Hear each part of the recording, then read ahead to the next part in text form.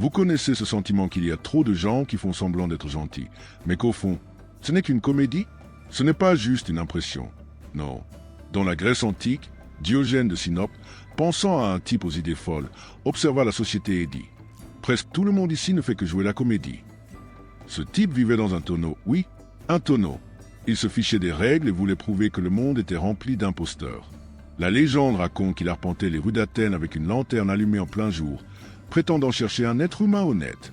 Vous savez ce qui s'est passé? Il n'en a jamais trouvé. Parce qu'en réalité, il voulait montrer que tout le monde portait un masque, prétendant être ce qui n'était pas. C'est toujours vrai aujourd'hui, n'est-ce pas? Chaque jour, nous croisons des gens qui sourient et nous demandent « Comment allez-vous » Mais ils s'en moquent. Combien de ces sourires ne sont que de la poudre aux yeux?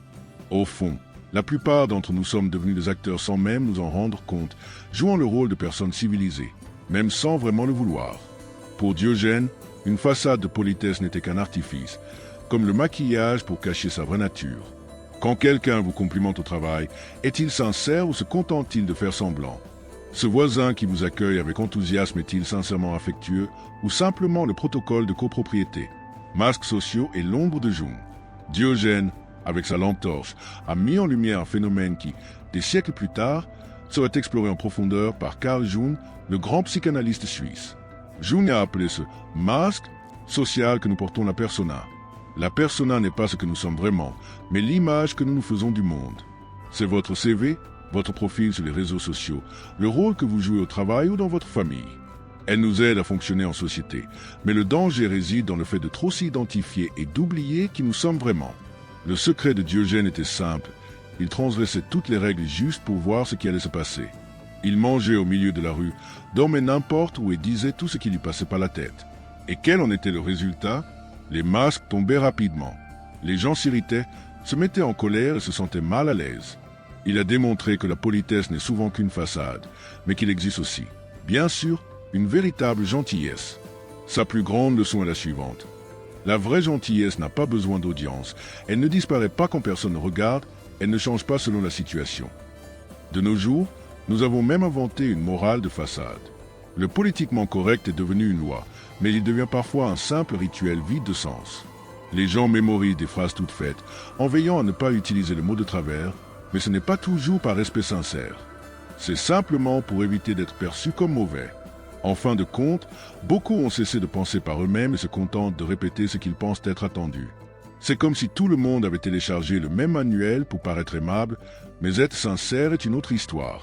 Diogène, avec son regard critique, dirait que cette peur excessive d'offenser est une manière sophistiquée d'échapper à ses propres pensées. Quand on a peur de se tromper, on cesse de réfléchir profondément, préférant répéter des clichés plutôt que de chercher ses propres convictions. Et c'est là que réside le paradoxe. Nous vivons à une époque où l'on parle constamment d'authenticité, mais où l'on suit plutôt des modèles préétablis et approuvés. Ce qui est curieux, c'est que cette morale moderne a créé ses propres observateurs comportementaux. Des gens qui surveillent tout ce que disent les autres, prêts à corriger le moindre faux pas, comme s'il s'agissait d'un tribunal. Mais cette surveillance constante rend-elle quelqu'un meilleur ou simplement plus prudent, habile à dissimuler ses opinions derrière de belles paroles? Vous êtes-vous déjà senti coupable d'avoir aidé quelqu'un sans rien publier? Oui, nous vivons à une époque où la générosité ne compte que lorsqu'elle a un public. Aujourd'hui, il est courant que la gentillesse ait besoin d'être vue, enregistrée, partagée. Pour Diogène, la bonté était presque invisible, non par honte, mais parce qu'elle ne nécessitait pas de reconnaissance extérieure. La différence est simple. Faire quelque chose de bien pour soi-même, sans rechercher l'approbation, la motivation est sincère. Les réseaux sociaux ont tout transformé en une sorte de marché des vertus. Chaque bonne action peut rapporter des likes, des abonnés et des éloges. Cela influence même les véritables élans de générosité. De nos jours, beaucoup choisissent des causes en pensant à l'effet que cela aura sur leur propre image plutôt qu'à l'impact réel. Mais il y a un détail intéressant. Peut-être que ce faisant, certains de ces individus deviendront plus généreux. Mais vaut-il la peine de risquer de transformer la charité en spectacle? Pour Diogène, non. Il croyait que la fin ne justifie pas les moyens si le chemin est corrompu. Les disciples de Diogène étaient appelés les cyniques. Le mot vient du grec « chien ». Ce n'était pas une insulte, c'était un symbole, car les chiens ont une honnêteté que l'on perd souvent avec le temps. Ils ne feignent pas leurs sentiments, ne cachent pas leurs besoins, n'ont pas honte de qui ils sont. Diogène décida de vivre comme un chien philosophe. Il dormait quand il avait sommeil, mangeait quand il avait faim et exprimait ouvertement ses pensées. Pour l'élite de l'époque, c'était absurde, mais pour lui, c'était la liberté. Il découvrit que nombre de nos prisons sont des choix inconscients. Imaginez un homme qui aurait renoncé à son confort, à son statut et à ses biens matériels et qui semblerait plus satisfait que n'importe quel citoyen influe.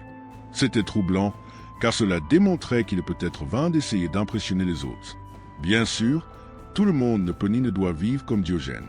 Nous avons de véritables engagements, des personnes qui dépendent de nous, des projets importants, mais nous pouvons tirer profit de cette sagesse en nous interrogeant sur les coutumes qui servent véritablement notre bien-être et celles qui ne sont que des prisons dorées que nous acceptons sans réserve.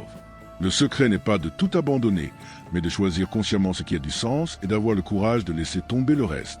Et voici une question qui peut être dérangeante. Avez-vous le courage d'être bon, même imparfaitement? Il y a une différence entre la politesse et le courage. La première ne gêne personne. La seconde a parfois besoin d'être directe. Elle doit provoquer un malaise pour transformer. Diogène était bienveillant, mais d'un genre que beaucoup trouveraient impoli. Il dénonçait les erreurs sans détour, car il croyait que la vérité, même dure, pouvait libérer. La société a créé une bienveillance qui évite le conflit, qui préfère cacher les vérités difficiles pour ne pas blesser les sentiments. C'est une sorte de gentillesse qui garantit une image agréable, mais au fond, elle peut ne pas être efficace.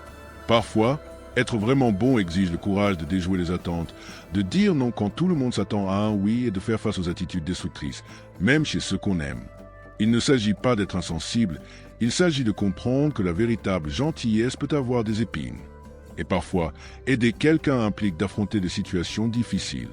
Aider quelqu'un ne consiste pas toujours à dire ce qu'il a envie d'entendre.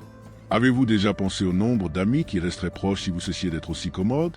Si vous cessiez d'être d'accord avec tout, d'être toujours disponible et agréable, Diogène a fait ce test et a découvert des choses intéressantes sur le comportement des gens. Nos liens sociaux fonctionnent souvent comme un échange silencieux. On fait en sorte que l'autre se sente important. On valide les choix de l'autre. On ignore les défauts pour ne pas être remis en question. C'est aussi un échange de gentillesse pour maintenir la coexistence, ne serait-ce qu'en apparence. Mais Diogène préférait la solitude sincère à la fausse compagnie. Pour lui, mieux valait être seul et sincère qu'entouré de personnes qui vivaient sur les apparences. Ce choix radical lui a donné une perspective différente sur les relations humaines. Il savait distinguer ceux qui s'approchaient par intérêt de ceux qui manifestaient une affection sincère. En vérité, beaucoup d'entre nous acceptent des amitiés superficielles par peur de la solitude. Nous préférons une compagnie indifférente à l'absence totale de compagnie, mais il y a une différence entre être seul et être mis à l'écart. Diogène était seul par choix, mais il ne s'est jamais senti abandonné. Il a appris à apprécier sa propre compagnie. Cela ne signifie pas que toutes les amitiés imparfaites doivent prendre fin, mais il est important de valoriser les relations où l'on peut être sincère sans craindre le rejet. Confrontez l'ombre et le chemin de l'individuation. Aujourd'hui, si vous vous promenez dans n'importe quel centre-ville, vous verrez ce que Diogène reconnaîtrait instantanément, les personnages jouant des rôles idéalisés d'eux-mêmes. Chacun est à la fois acteur et spectateur de son propre spectacle. Certains se font passer pour riches, achetant au-dessus de leurs moyens. D'autres n'affichent leur bonheur que dans les meilleurs moments, cachant les mauvais jours. Certains feignent la sagesse en répétant des clichés sur le développement personnel. Personne n'avoue jouer la comédie. Diogène refusait les deux rôles, ni acteur ni spectateur.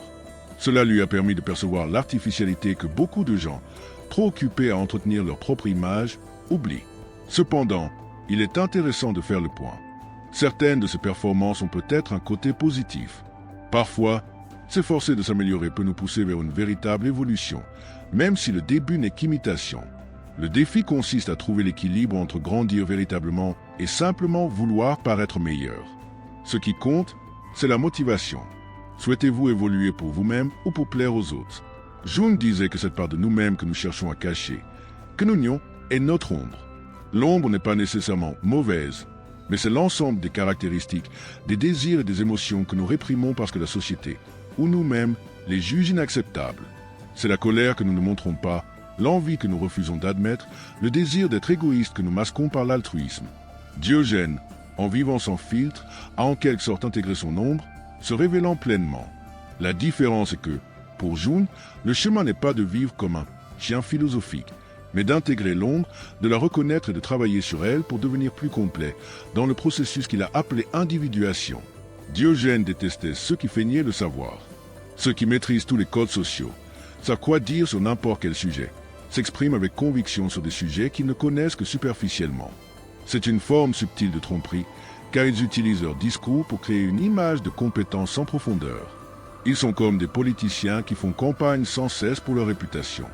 Diogène était tout le contraire. Il n'avait pas honte de dire « je ne sais pas ». S'il ne comprenait pas, il posait des questions simples et directes. Faire semblant de savoir était, pour lui, une forme de peur de paraître ordinaire. Aujourd'hui, ce problème s'est aggravé. Face à une telle quantité d'informations disponibles, beaucoup pensent que savoir faire des recherches équivaut à être sage. Ils confondent répétition de données et véritable compréhension. Le plus curieux, c'est que lorsqu'on cesse de chercher à impressionner, on peut utiliser son intelligence plus librement. Lorsqu'on cesse de vouloir prouver qu'on sait tout, on s'ouvre un espace pour apprendre ce qui compte vraiment. Paradoxalement, cela nous rend plus sages que ceux qui se contentent de feindre le savoir. Diogène, par exemple, n'avait qu'une seule tasse et dormait à la tombée de la nuit. Un jour, voyant un garçon boire de ses propres mains l'eau d'une source, il jeta sa seule tasse. Il comprit que même cela était inutile. Pour lui, moins de choses signifiaient plus de liberté. Aujourd'hui, nous faisons l'inverse, compliquant ce qui devrait être simple. Nous ne buvons pas d'eau, nous nous hydratons avec des boissons spéciales. Nous ne mangeons pas, nous recherchons des expériences gastronomiques. Nous ne portons pas de vêtements. Nous exprimons notre identité par la mode. Cette quête constante de sophistication est une forme subtile d'emprisonnement, car lorsque nous ne nous sentons bien que par certaines choses, nous en devenons dépendants. Notre bonheur devient l'otage de produits, de services et d'expériences. Diogène fit une découverte fondamentale. Se contenter de l'essentiel permet d'accéder à une liberté que même les plus riches ne peuvent s'offrir. On peut être heureux en toute situation avec ce qui est disponible. Il ne s'agit pas de rechercher la pauvreté par souffrance, mais de réfléchir à combien de besoins sont véritablement essentiels et combien ne sont que de simples habitudes que nous cultivons pour nous sentir privilégiés. Le terme « cynique », devenu presque une insulte, était autrefois symbole de courage. Être qualifié de cynique aujourd'hui évoque une personne amère ou négative.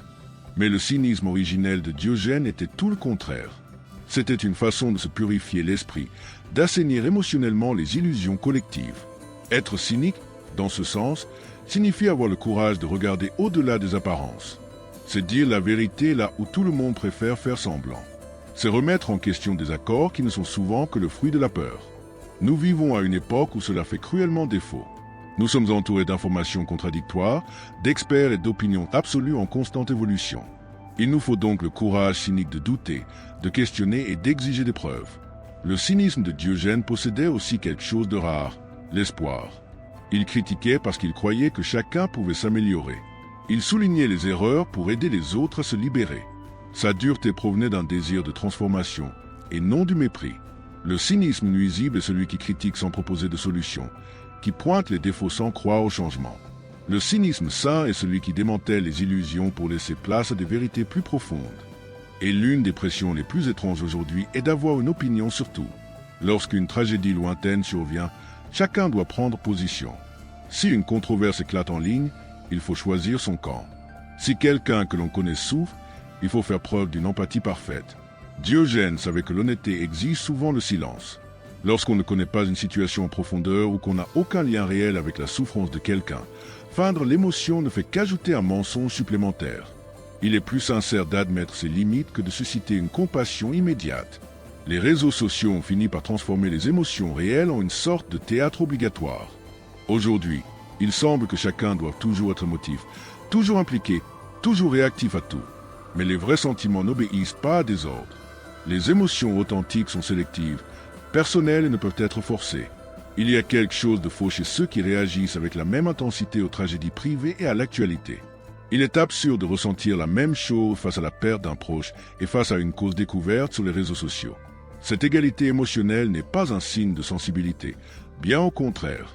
Diogène choisissait où concentrer son énergie, se souciant sincèrement de certains problèmes et en ignorant simplement d'autres. Cette sélectivité était belle, car elle démontrait que ses sentiments étaient sincères et non motivés par le désir de plaire. Le choix entre liberté et approbation sociale. En fin de compte, Diogène nous présente un choix déterminant. Préférez-vous être libre ou être approuvé? Souvent, ces deux choses ne vont pas de pair. Il faut décider ce qui a le plus de valeur. La quête de l'approbation sociale suit un scénario clair. Être poli, positif, inclusif et empathique. Défendre les bonnes causes, utiliser les mots justes, exprimer les émotions attendues et le chemin vers l'acceptation de la majorité. Mais la véritable liberté exige parfois de frustrer les attentes, d'être en désaccord quand tout le monde est d'accord, de préférer la vérité à la diplomatie, de dire non quand on attend un oui. Cela peut vous faire paraître difficile, compliqué, voire inadéquat. Diogène a fait son choix il y a 2000 ans. Il a choisi d'être libre et incompris plutôt que d'être faussement accepté. Ce faisant, il a atteint quelque chose de rare, la paix intérieure. Lorsque l'on ne dépend plus de l'approbation des autres pour se sentir valable, lorsque nos choix découlent de convictions profondes plutôt que de pressions extérieures, on trouve une tranquillité qu'aucune popularité ne peut procurer. La véritable bonté ne naît que de la liberté de ceux qui connaissent leurs propres ombres et choisissent malgré tout de faire le bien. Sans cette liberté, toute vertu est suspecte. Elle pourrait n'être que de l'obéissance, une peur déguisée en moralité. En fin de compte, être libre est peut-être la seule véritable voie vers le bien. Si cette vidéo vous a fait repenser à l'authenticité, à la liberté ou au masque du quotidien, partagez-la, aimez, abonnez-vous à la chaîne et activez la cloche pour que ce message atteigne encore plus de monde. Et pour marquer votre présence ici, écrivez dans les commentaires « Je choisis d'être libre ». Ensemble, nous montrons que l'authenticité fait toujours la différence dans le monde. Et pour poursuivre ce voyage de réflexion, cliquez sur l'écran et regardez une autre vidéo transformatrice sur notre odyssée intérieure. Je suis sûr que le prochain contenu vous touchera également profondément.